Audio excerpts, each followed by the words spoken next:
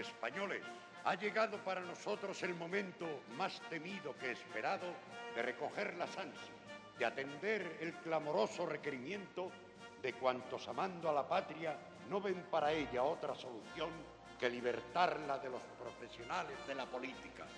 Este movimiento es de hombres. El que no sienta la masculinidad completamente caracterizada, que espere en un rincón, sin perturbar los días buenos que para la patria preparamos. Españoles, viva España y viva el rey.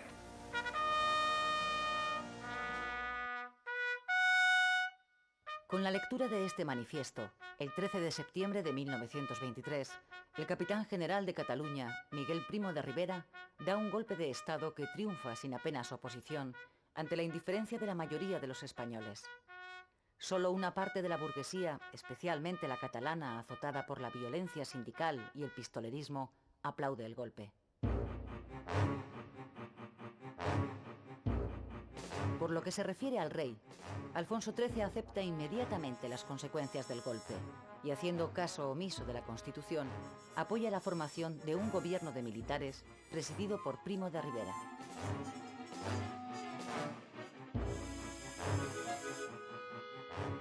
España deja así de ser una monarquía constitucional para convertirse en una dictadura. Alfonso XIII emprende a partir de ese momento un camino político sin retorno.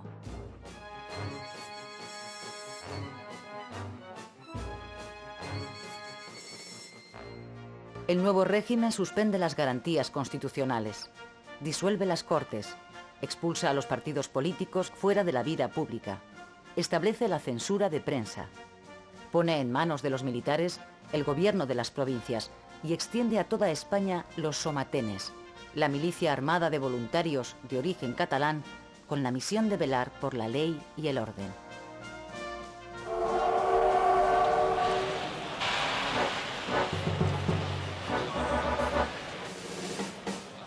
Una de las primeras decisiones de Primo de Rivera es fundar un partido propio.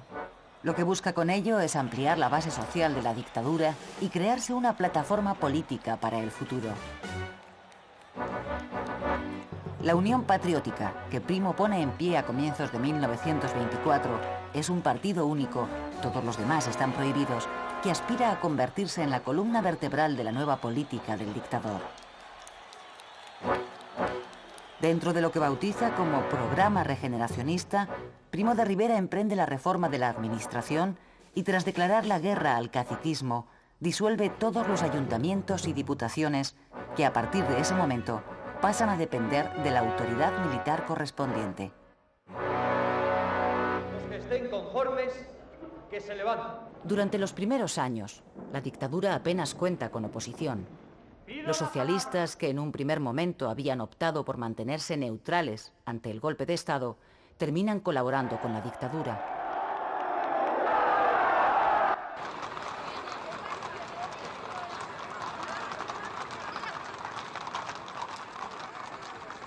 Cuando los socialistas entierran a su fundador, Pablo Iglesias, en 1925, en el seno del partido y del sindicato conviven ya dos tendencias. Una mayoritaria, defendida por los sindicalistas y liderada por Francisco Largo Caballero, favorable a la colaboración con la dictadura.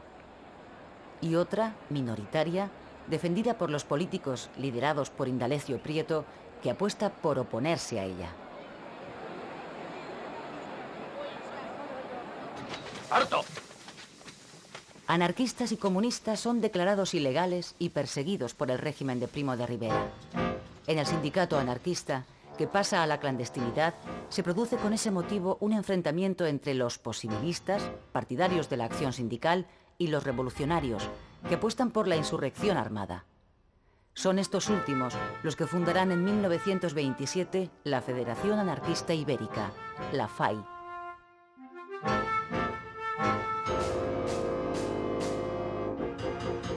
...8 de septiembre de 1925, puerto de Ceuta.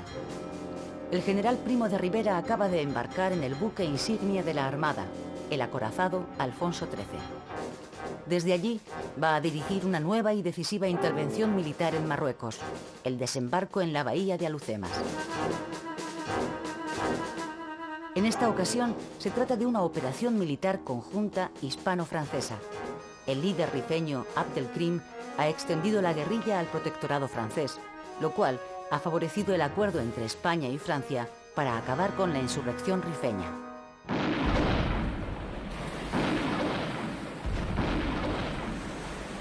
El éxito del desembarco es total. Las tropas aliadas trituran a la resistencia rifeña en la bahía de Alhucemas en cuestión de horas.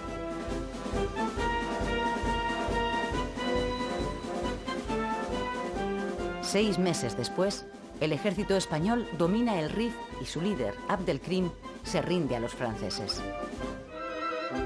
Los oficiales africanistas, los que han hecho su carrera militar en Marruecos, jugarán pocos años después un papel decisivo en la historia de España. Son Sanjurjo, Mola, Godet, Varela o Franco.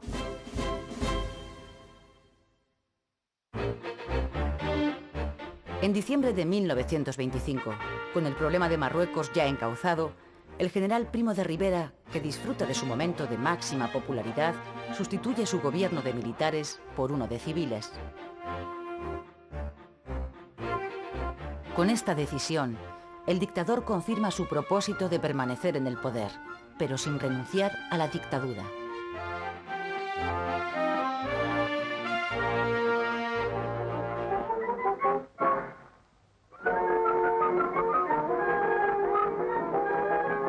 La Belle Époque, la alegría de los años 20, llega a España con retraso, aunque con la suficiente fuerza como para empezar a romper los viejos moldes de la moral tradicional.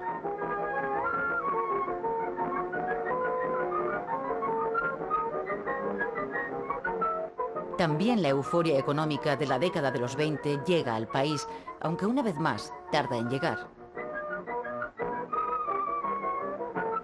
Para estimular la economía española, la dictadura pone en marcha un ambicioso plan de obras públicas que modernice la muy anticuada e ineficiente red de comunicaciones.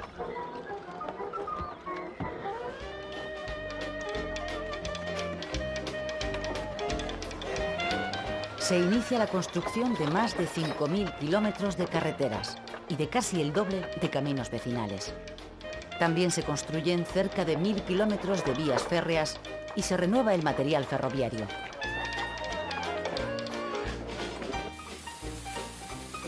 Simultáneamente, se pone en pie una política hidráulica de gran importancia para el país. Se crean las confederaciones hidrográficas para el aprovechamiento integral del agua. Se construyen embalses, canales de riego y también saltos de agua para satisfacer el incremento de demanda de energía eléctrica. La electricidad va llegando poco a poco a todos los rincones de España y con ella los electrodomésticos, aunque eso sí, solo para unos poquísimos afortunados. El plan de obras públicas puesto en marcha por la dictadura produce efectos muy positivos sobre la economía española, como una notable expansión industrial y un claro incremento del empleo. La prosperidad económica, sumada a la férrea disciplina impuesta en el mundo laboral, tienen como resultado una mayor estabilidad social, ya que el número de huelgas disminuye drásticamente. Con la mejora de las comunicaciones, el número de automóviles se multiplica por 3 durante esta década. El turismo extranjero empieza a llegar y los coches de línea recorren el país rompiendo el aislamiento del campo respecto a la ciudad.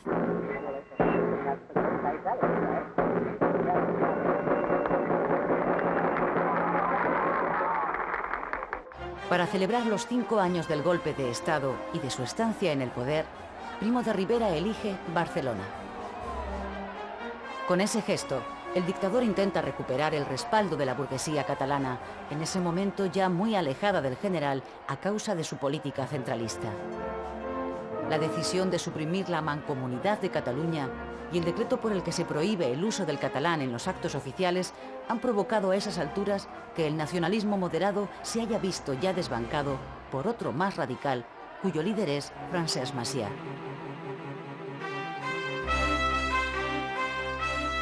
En 1928 se inicia el proceso de decadencia de la dictadura.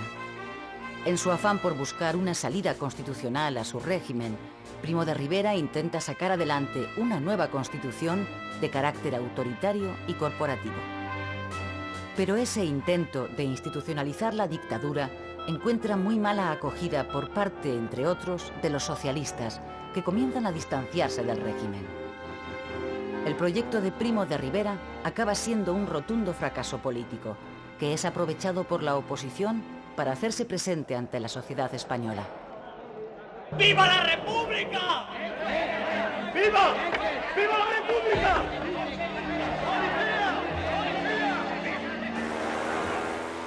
En 1929 se celebran en España dos grandes acontecimientos que son utilizados por la dictadura como escaparate de la modernización del país. La Exposición Iberoamericana, que se celebra en Sevilla, y la Exposición Universal de Barcelona. El éxito indiscutible de ambas exposiciones no consigue, sin embargo, disimular una evidencia: el hecho de que la dictadura empieza a resquebrajarse. Salvar a una patria es siempre labor de masculinidad, en el sentido... Este es el último discurso del general Primo de Rivera. Lo pronuncia ante las mujeres de la Unión Patriótica. Faltan muy pocos días para que el dictador dimita. 27 de enero de 1930. Este es el momento en que Primo de Rivera abandona el Palacio Real tras presentar su dimisión al rey.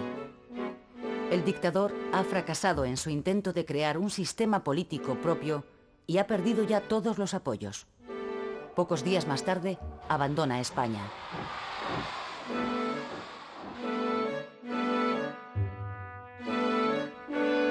Con el prestigio de la monarquía profundamente deteriorado a causa de su complicidad con la dictadura, Alfonso XIII tiene ante sí una ardua tarea: tutelar el primer intento de transición política a la democracia de la historia de España. El general Dámaso Berenguer es el designado por el rey para regresar a la senda constitucional.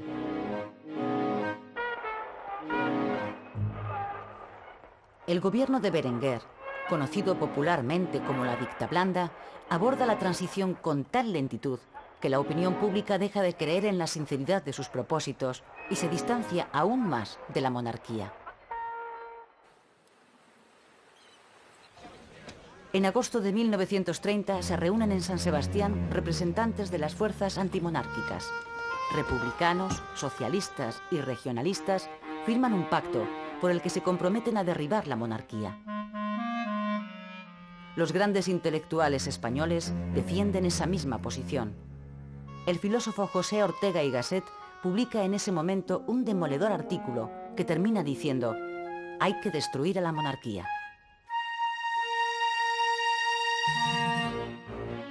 En diciembre de 1930 estalla en Jaca una sublevación militar a favor de la República.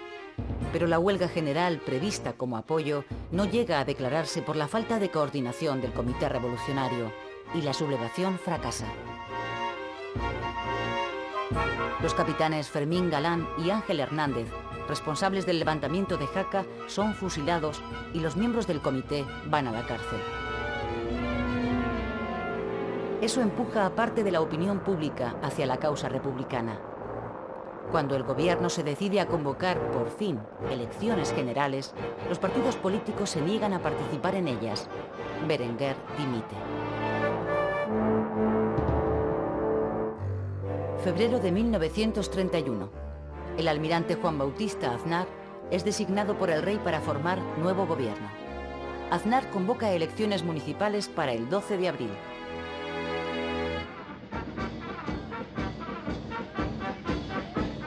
Durante la campaña electoral, los republicanos presentan las elecciones locales como un plebiscito sobre la monarquía. Los resultados electorales suponen para todos una sorpresa. Aunque el número de concejales monárquicos supera al de republicanos, estos triunfan en las ciudades donde la libertad de voto es real. Hasta allí no llega el poder de los caciques. Tras conocerse los resultados, el presidente de gobierno, almirante Aznar, acude a despachar con el rey. A la entrada, Los periodistas le preguntan si habrá crisis y Aznar responde: ¿Qué más crisis quieren ustedes que la de un país que se acuesta monárquico y amanece republicano? ¡Viva la República! En Éibar, a las 6 de la mañana del 14 de abril de 1931, los concejales ganadores proclaman la República. Ante 10.000 vecinos concentrados ante el ayuntamiento, los republicanos izan la bandera tricolor y cambian el nombre de la Plaza Alfonso XIII por el de la República.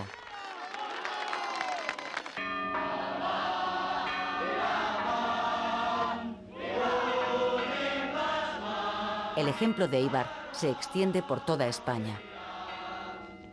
En Barcelona, grupos de manifestantes republicanos se dirigen a mediodía a la Plaza de Sant Jaume. Los líderes de Esquerra Republicana, partido ganador de las elecciones, han convocado por radio la manifestación. Ante los barceloneses congregados, Lluís Companys y Francesc Macià proclaman la República Catalana desde el balcón del ayuntamiento.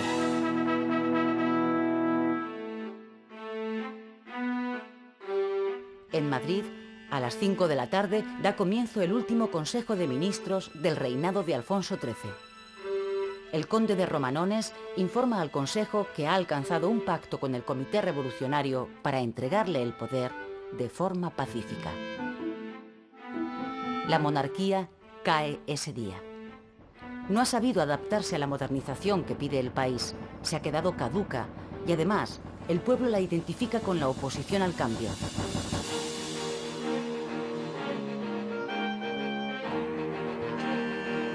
Cuando los ministros abandonan el palacio, los madrileños ya han tomado las calles para expresar su alegría por la llegada de la República.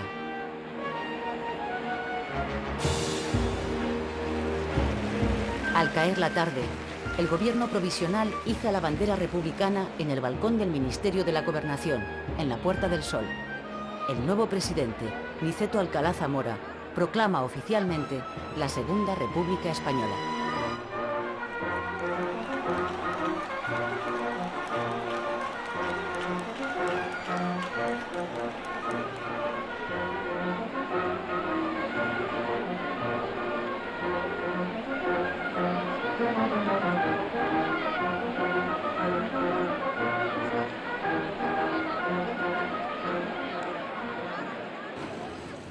...15 de abril de 1931... mientras los 23,5 millones de españoles regresan esperanzados a la normalidad, Alfonso XIII vive en Francia su primer día de exilio. La noche anterior, después de renunciar a la corona, el rey abandonó el Palacio Real en dirección a Cartagena. De ahí ha salido en barco rumbo a Marsella. No volverá a pisar tierra española.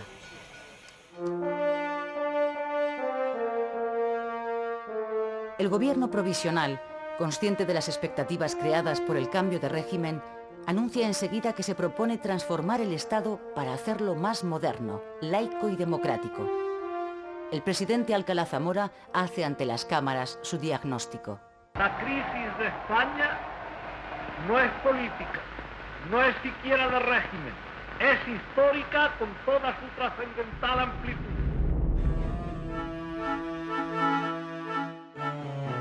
España sigue siendo en 1931 un país subdesarrollado en el que el débil sector industrial tan solo da trabajo a la cuarta parte de los obreros. Las ciudades se han ido llenando de gentes que acuden desde el campo con la esperanza de mejorar su vida.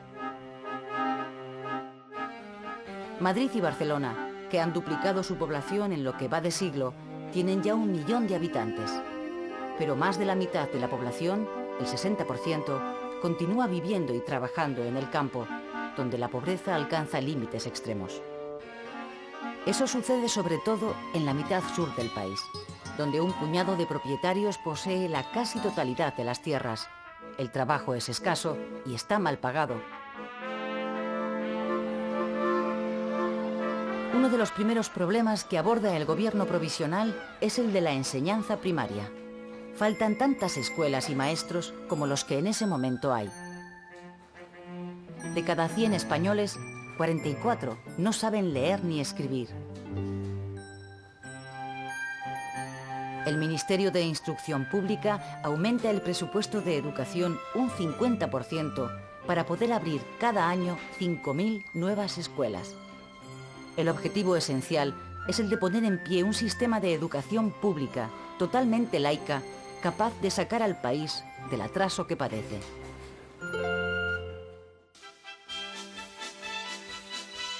La reforma del ejército es otro de los asuntos que el gobierno aborda de forma inmediata.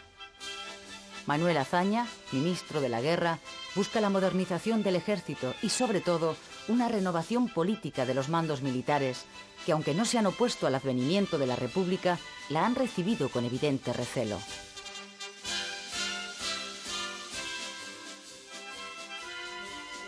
Azaña recurre a las jubilaciones anticipadas para reducir la desproporcionada cantidad de oficiales. Limita el ámbito de la jurisdicción militar en beneficio de la civil. Revisa los ascensos de la Guerra de Marruecos y cierra 3 de las 5 academias militares. Las medidas de Azaña son mal recibidas por un sector del ejército que se aleja así de la República.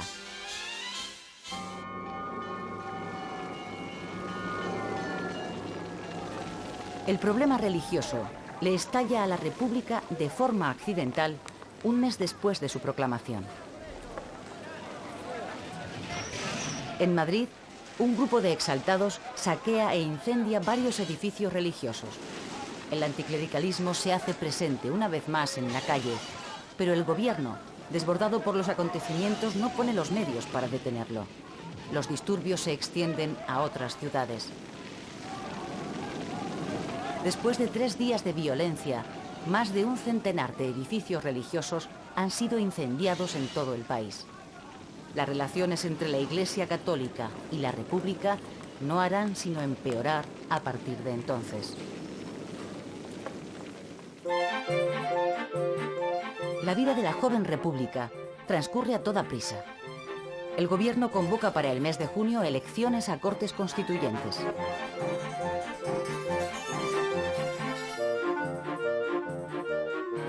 El país se llena de mítines a los que por primera vez los españoles acuden en masa. Se presentan a estas elecciones partidos de todas las tendencias, desde monárquicos a comunistas.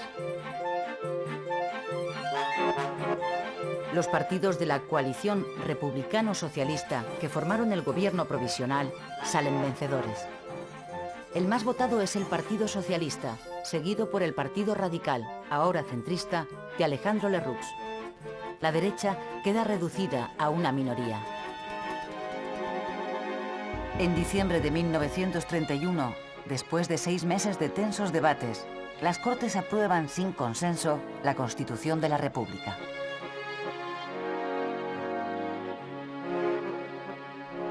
El nuevo texto constitucional establece la democracia parlamentaria. Introduce el modelo autonómico para intentar resolver el problema regional. Establece la separación de la Iglesia y el Estado. Reconoce el derecho al voto para las mujeres e incluye el reconocimiento de importantes derechos sociales para las clases trabajadoras. Después de aprobada la Constitución, Niceto Alcalá Zamora es proclamado presidente de la República. La comitiva presidencial se dirige desde las Cortes al Palacio Real, que va a ser desde ese día sede de la Presidencia de la República.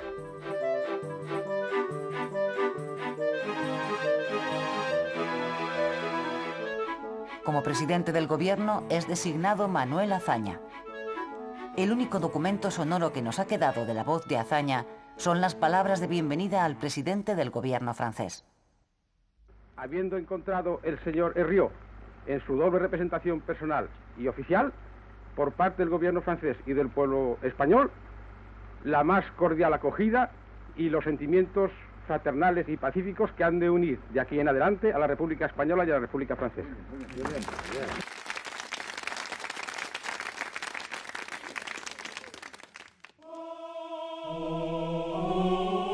Las relaciones, ya tirantes de antemano, de la República con la Iglesia, se tensan aún más con la separación entre Iglesia y Estado que la nueva Constitución oficializa.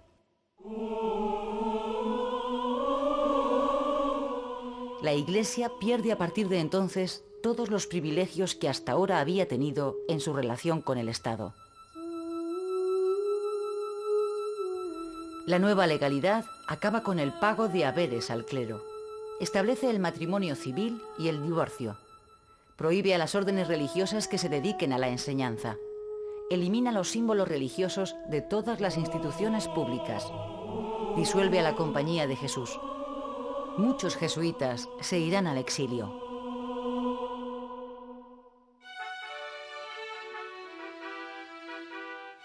Los socialistas, con 3 ministros, entran en el gobierno por primera vez en su historia. Uno de ellos, Largo Caballero, con una larga trayectoria sindical, ocupa la cartera de Trabajo y adopta una serie de medidas destinadas a favorecer a los trabajadores. Subida de sueldos, jornada laboral de 8 horas para los jornaleros, vacaciones pagadas, establecimiento de un salario mínimo, seguridad social y seguro de enfermedad obligatorios.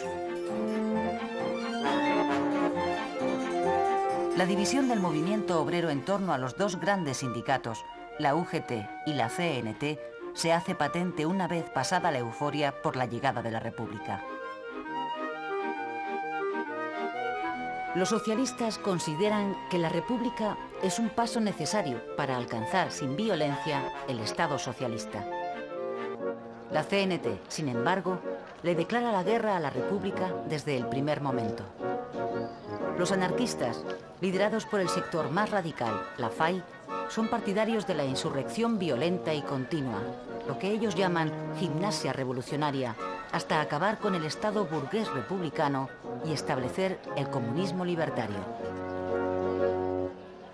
Las huelgas y los estallidos revolucionarios de los anarquistas son reprimidos con firmeza por el gobierno.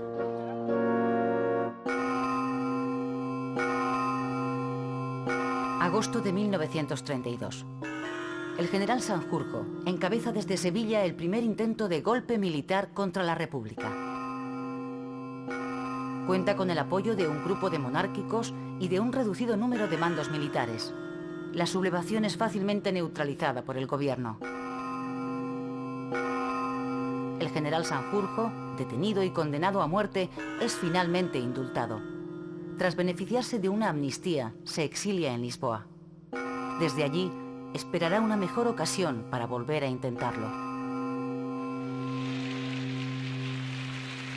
El éxito del gobierno frente a los golpistas le sirve a Azaña para sacar adelante 2 proyectos que permanecían atascados en el Congreso: el Estatuto Catalán y la Reforma Agraria. En ese momento hay en España casi 2 millones de campesinos sin tierra, braceros eventuales que pasan gran parte del año en paro y que malviven con míseros jornales. El objetivo de la reforma agraria es que los jornaleros sin tierra acaben convirtiéndose en propietarios. Con ese propósito, el gobierno pone en marcha una política de expropiaciones con dinero público de los latifundios mal explotados.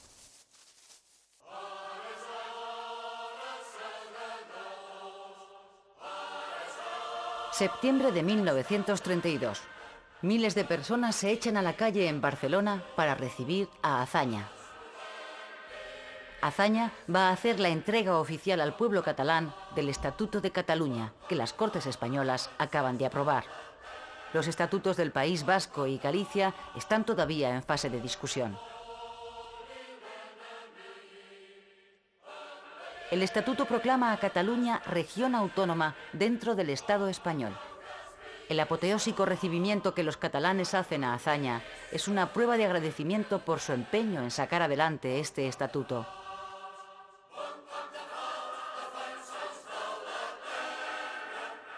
Francesc Macià será el primer presidente de la Generalitat elegido por los catalanes. La lentitud en la aplicación de la reforma agraria, causada sobre todo por la falta de recursos económicos, acaba con la paciencia de los campesinos. Las ocupaciones de fincas y los levantamientos anarquistas se multiplican. En enero de 1933, la FAI hace un llamamiento a la insurrección general. Como en otros lugares, en Casas Viejas, un pueblo de la provincia de Cádiz, un grupo de braceros anarquistas declara el comunismo libertario y se subleva.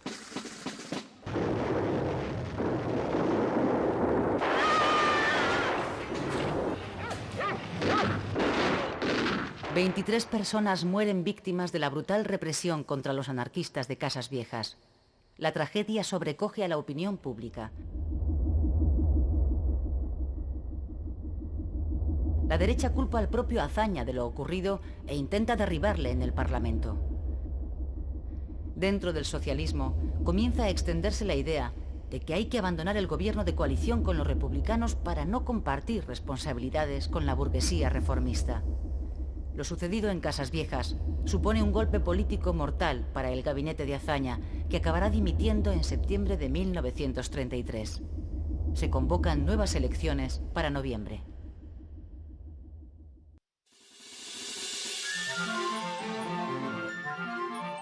Esta es la primera vez que en España votan las mujeres en unas elecciones generales. La asistencia femenina a las urnas es masiva. Las elecciones incluyen otra novedad. Las derechas se presentan por primera vez unidas en una coalición de partidos llamada CEDA, Confederación Española de Derechas Autónomas. Su líder es José María Gil Robles y sus principios: religión, familia, orden y prosperidad. El resultado de las elecciones de noviembre da un vuelco total a la situación. La derecha triunfa, aunque no alcanza la mayoría. El Partido Radical de Lerroux, de centro, se fortalece. Los republicanos de izquierda sufren un batacazo y los socialistas pierden la mitad de los escaños que habían logrado en los comicios de 1931. El encargado por el presidente de la República para formar gobierno es el centrista Alejandro Lerroux.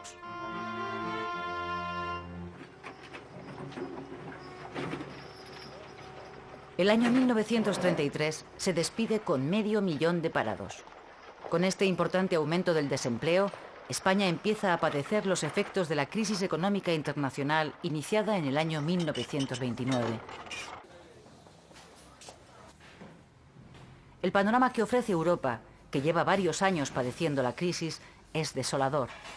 Países pujantes como Inglaterra o Alemania se han derrumbado económicamente. Como consecuencia del paro y la consiguiente pobreza, se ha producido un claro retroceso del liberalismo en beneficio de partidos tanto de izquierdas como de derechas de signo totalitario y contrarios a los sistemas parlamentarios.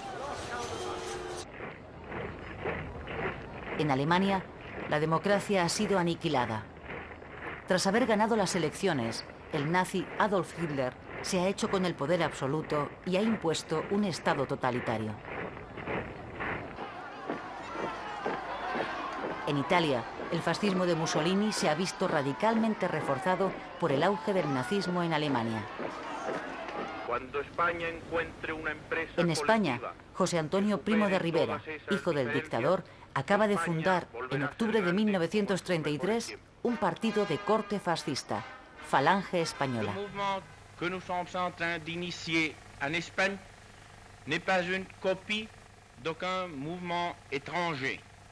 Il a appris du fascisme italien ce que le fascisme a d'unité, d'autorité et de substitution des luttes des classes par une idée de coopération. El gobierno centrista de Alejandro Lerroux, que gobierna con el apoyo parlamentario de la CEDA, imprime un giro más conservador a la República y revisa gran parte de las reformas de los gobiernos de Azaña.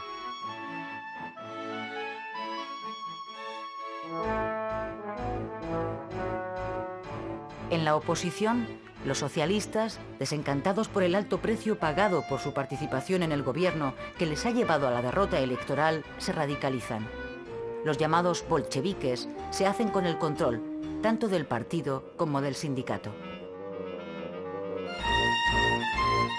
Encabezados por Largo Caballero, comienzan a preparar poco después de las elecciones una huelga general revolucionaria como paso previo para implantar en España un Estado socialista. Amenazan con llevar a cabo su plan revolucionario si la CEDA entra en el gobierno. Los socialistas identifican a los cedistas con la amenaza fascista que se extiende por Europa.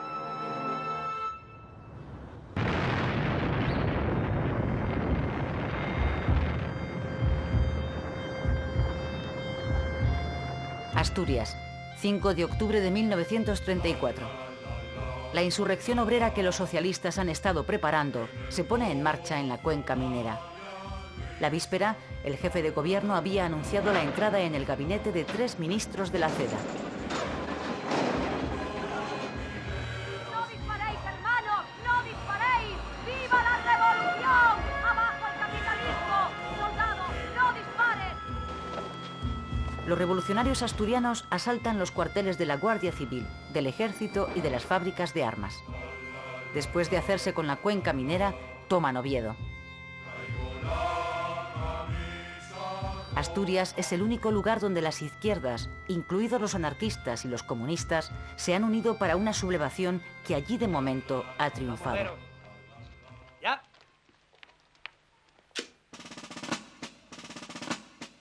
Barcelona, 6 de octubre. Lluís Companys, nuevo presidente de la Generalitat, rompe con el gobierno central y proclama el Estado catalán dentro de la República Federal Española.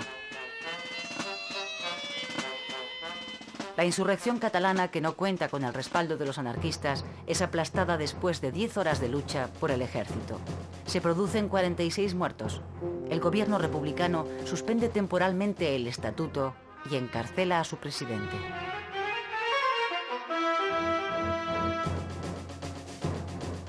La insurrección fracasa en el resto de España, incluida la capital, Madrid. Sin embargo, la llama revolucionaria sigue encendida en Asturias. El gobierno de la República declara el estado de guerra y encarga al general Franco la dirección de las operaciones contra los sublevados. Los enfrentamientos duran casi 2 semanas y son de una extrema brutalidad. Alcanzan la dimensión de una guerra civil. El ejército acaba por sofocar la Revolución de Octubre, que deja tras de sí un balance trágico. 1000 muertos y más de 2000 heridos entre los sublevados. 300 muertos y 800 heridos entre las fuerzas del orden.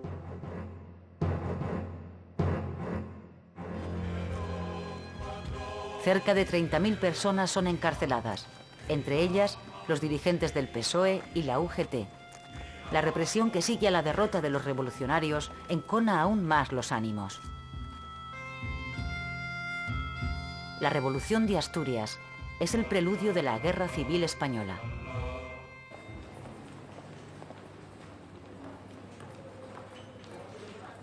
$200.000 personas llegadas de toda España se dirigen en octubre de 1935 hacia el campo de Comillas, en Madrid, donde Manuel Azaña va a dar un mitin. Ha pasado un año desde la Revolución de Octubre y los partidos de izquierda comienzan a recuperarse. Azaña pide el entendimiento entre ellos para rescatar la República de manos de la derecha. Su propuesta acabará cuajando en el Frente Popular, una coalición de partidos que incluye desde la izquierda republicana hasta los comunistas, pasando por los socialistas. El gobierno de coalición de centro-derecha cae y se convocan elecciones para febrero de 1936. Es la oportunidad que esperaba el Frente Popular. Su campaña electoral se apoya en la petición de amnistía para los presos de octubre y el restablecimiento de las reformas de Azaña.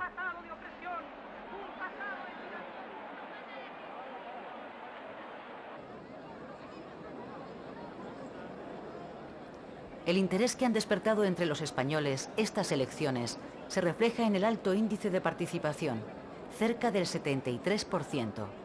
En esta ocasión, incluso los anarquistas acuden a votar. El Frente Popular gana las elecciones con un 47% de los votos.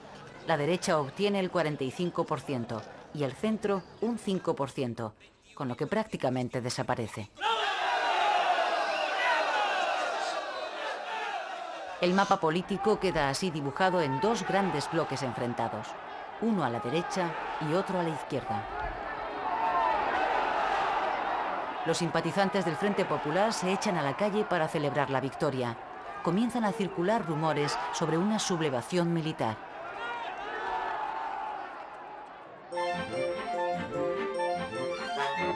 Manuel Azaña vuelve a hacerse cargo del gobierno. este formado únicamente por republicanos. Los socialistas en esta ocasión han preferido quedarse fuera. El nuevo gobierno aprueba inmediatamente una amnistía para los presos políticos y, acto seguido, restablece la Generalitat de Cataluña. El presidente catalán, Companys, quien gracias a la amnistía aprobada ha salido de la cárcel, es aclamado en su triunfal regreso a Barcelona.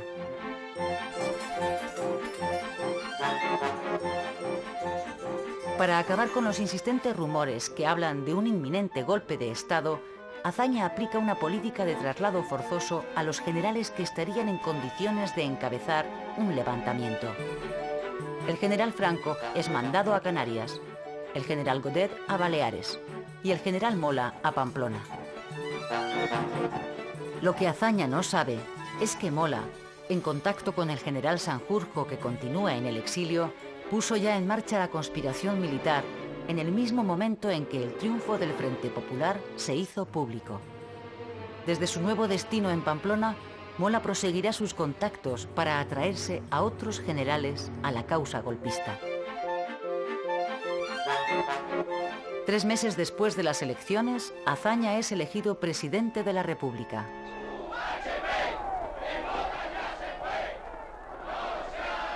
A partir de las elecciones, la radicalización de la política es cada vez más clara. Las organizaciones juveniles de los partidos que no dejan de crecer se militarizan. Estas imágenes corresponden a la manifestación del 1 de mayo, organizada por los socialistas en defensa de la unidad del proletariado.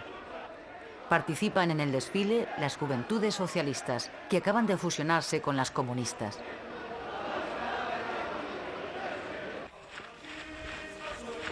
Estas otras imágenes corresponden a un entrenamiento paramilitar de las juventudes de Falange Española. El partido que dirige José Antonio Primo de Rivera, que apenas consiguió 50.000 votos en las elecciones, está creciendo ahora como la espuma. Las juventudes de la CEDA se pasan en masa al partido fascista.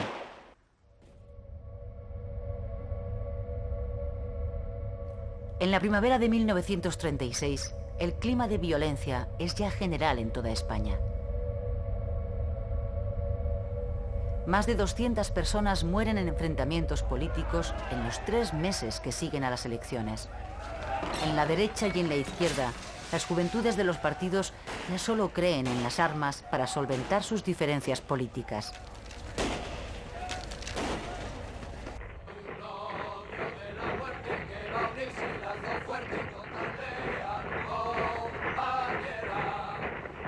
La rebelión militar que el general Mola lleva meses preparando estalla el 17 de julio en Melilla. El 18 de julio, el general Franco se subleva en Canarias al frente de su guarnición. Tras dejar el control de Las Palmas en manos de los insurrectos, vuela hacia Tetuán en el Dragón Rapid para ponerse al mando de las tropas de Marruecos. Franco ha sido uno de los últimos generales en sumarse al golpe.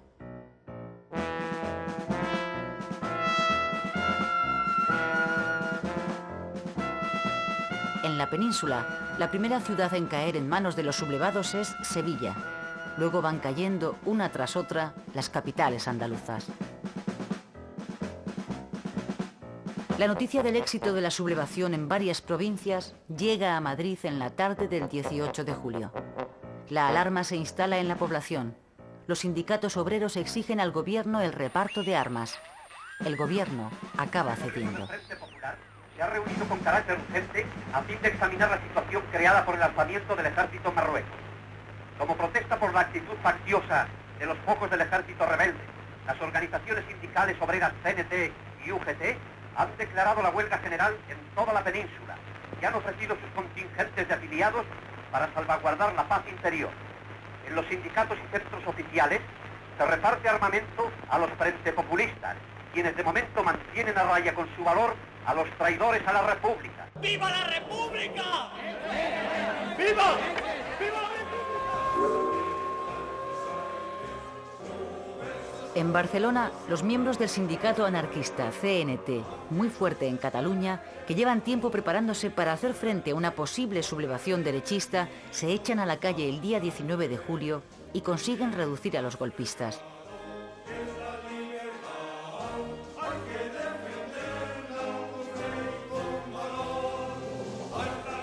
En Madrid, miles de obreros recién armados asaltan el cuartel de la Montaña, donde se han hecho fuertes los militares sublevados. Los asaltantes consiguen la victoria después de una matanza.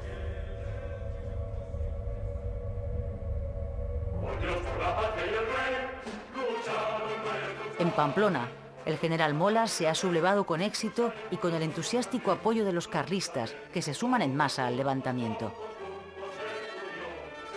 También caen las principales ciudades de Castilla y todas las de Galicia.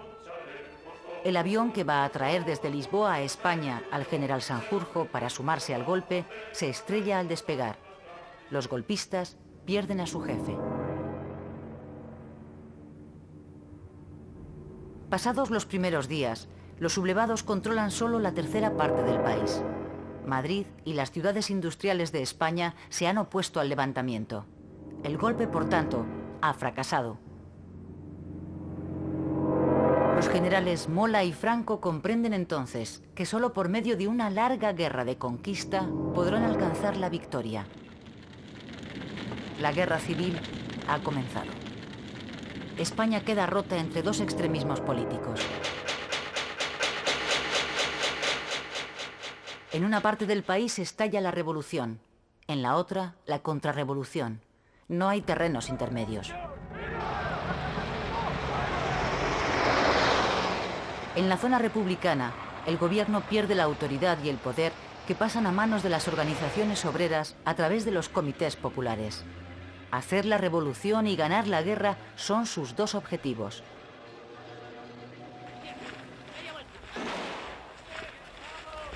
El ejército, que ha quedado desmantelado tras la sublevación, es sustituido por milicias populares de sindicatos y partidos. Este es el ejército popular que va a luchar contra los militares sublevados.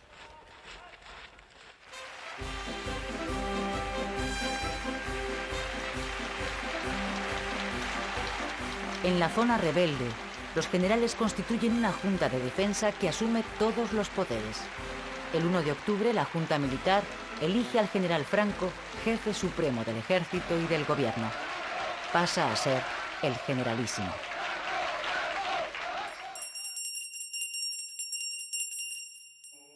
Los sublevados restauran inmediatamente el culto católico en las zonas bajo su dominio. La Iglesia recupera la posición de poder que la República le había arrebatado. Los obispos, agradecidos, redactan una carta colectiva dirigida a los católicos de todo el mundo, otorgando a la contienda un carácter religioso. La guerra civil se convierte en cruzada. La protección de la religión católica amenazada es uno de los grandes argumentos utilizados por los rebeldes para legitimar ante el mundo el alzamiento militar y la guerra. Country, religion, family. This is our aim and strength. En la zona republicana ocurre todo lo contrario. La Iglesia católica es perseguida a muerte. La excepción es el País Vasco, donde poco después de empezada la guerra, las Cortes han concedido el Estatuto de Autonomía al País Vasco y se ha constituido un gobierno de nacionalistas y republicanos. Allí, la Iglesia y sus representantes son plenamente respetados por el gobierno, presidido por el nacionalista José Antonio Aguirre.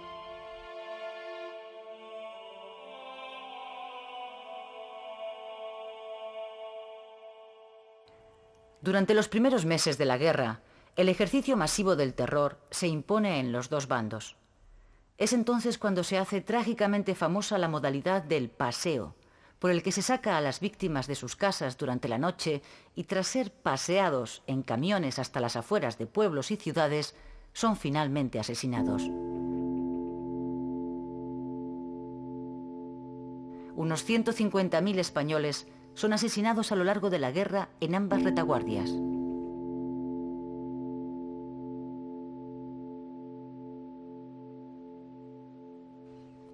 En la zona republicana, los comités revolucionarios inician una represión feroz e incontrolada contra sus enemigos políticos, los llamados fascistas. Miles de ellos son detenidos y en la mayor parte de los casos fusilados. La represión es especialmente dura con la Iglesia, que sufre la persecución más sangrienta de su historia.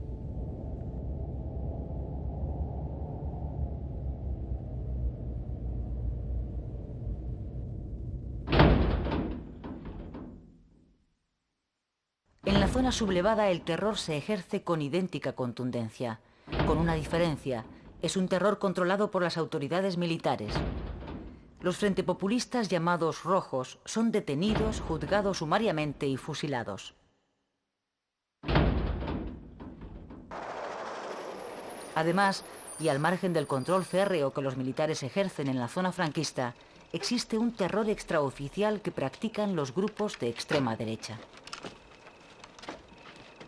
Como en el otro bando, los falangistas dan el paseo durante la noche a miles de sospechosos de ser rojos.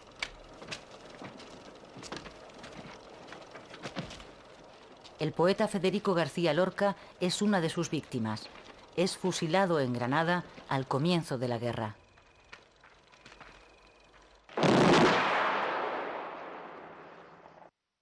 ¡Arriba España! Desde el primer momento de los enfrentamientos se hace evidente la importancia de la ayuda militar exterior para poder ganar la guerra. Hitler y Mussolini son los dos grandes proveedores de material de guerra a los sublevados. Italia colabora además con el envío de 80.000 hombres y Alemania con una unidad aérea de combate de 100 aviones y los 4.000 hombres de la Legión Cóndor.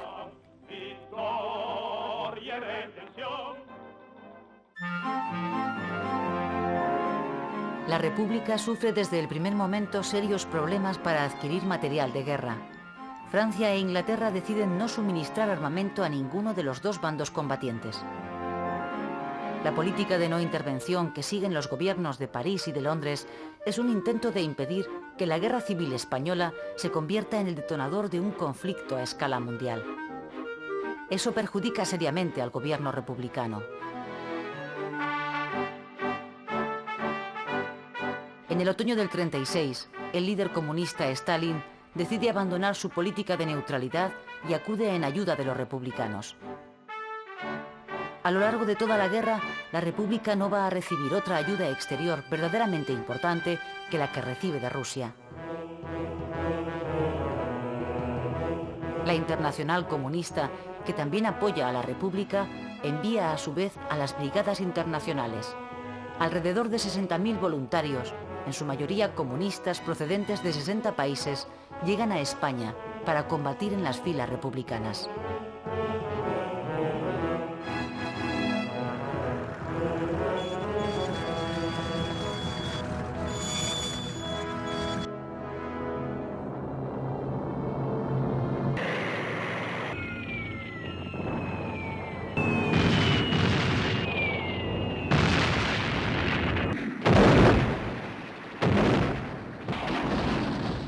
La guerra civil se convierte en una guerra de desgaste que dura 3 largos años. Los republicanos, lastrados por sus profundas divisiones, tratan por todos los medios de resistir. No abandonan la esperanza de que si en Europa estalla la guerra contra el fascismo, los gobiernos democráticos acudan por fin en ayuda de la República. Por su parte, Franco, que parece no tener prisa en acabar la guerra, lo que busca es aniquilar a la República y a sus seguidores hasta eliminar para siempre su influencia en España. España cumple en los momentos actuales su destino providencial. Como en otras épocas, derrama ahora su sangre en defensa de la civilización. El mundo, en un mañana próximo, comprenderá la magnitud del sacrificio y entonará sus cantos de agradecimiento. Después de casi 3 años de guerra, el avance lento y metódico del ejército franquista se demuestra imparable. Poco a poco, tras duras batallas, se hace con la totalidad del país. El 27 de marzo de 1939, la República abandona definitivamente el campo de batalla.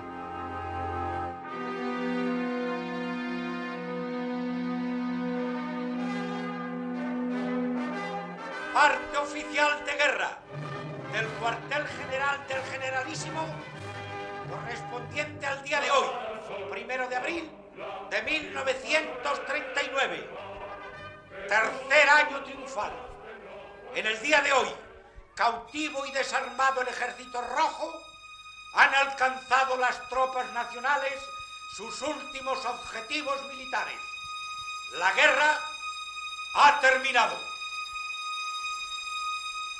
Al final de estos 3 años de guerra civil, el dolor y el odio se han extendido por el país hasta límites insospechados. La herida de la guerra permanecerá abierta durante varias generaciones en el corazón de los españoles.